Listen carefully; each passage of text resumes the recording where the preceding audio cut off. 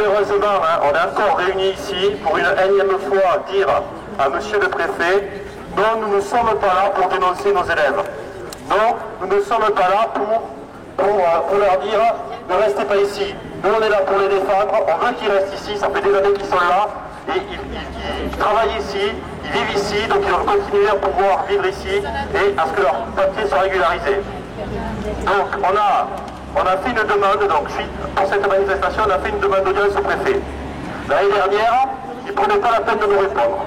On peut voter cette année, j'ai reçu un coup de fil des services de la préfecture, mais malheureusement, pour vous informer qu'ils ne veulent pas nous recevoir. Donc voilà, donc aujourd'hui, on n'a pas été reçu par les services de monsieur le préfet.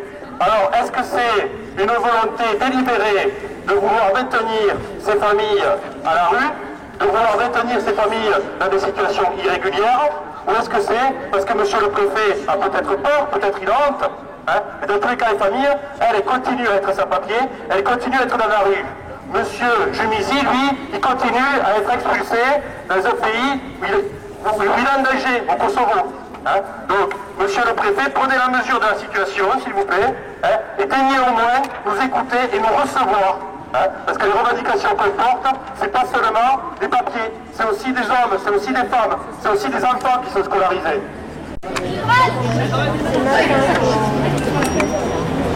Bonjour, je m'appelle Bélène. Je suis au collège Albert Camus depuis la 6e, je suis en 3e 5.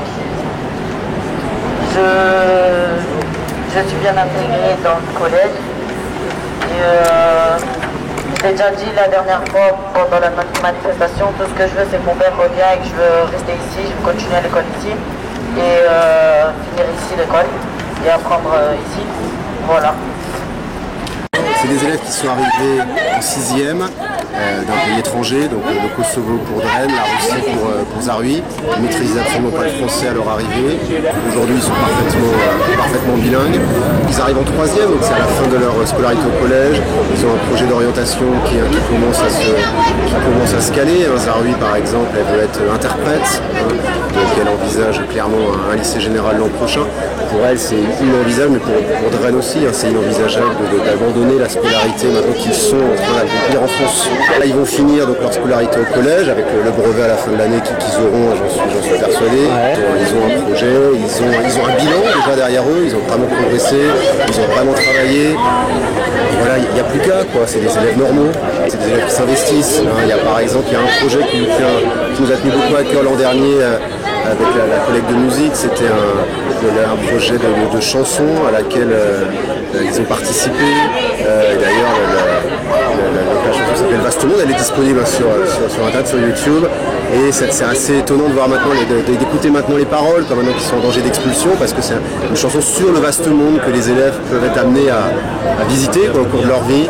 Et voilà, ils ont vraiment été partie prenante de ce projet, et ça montre leur intégration parfaite.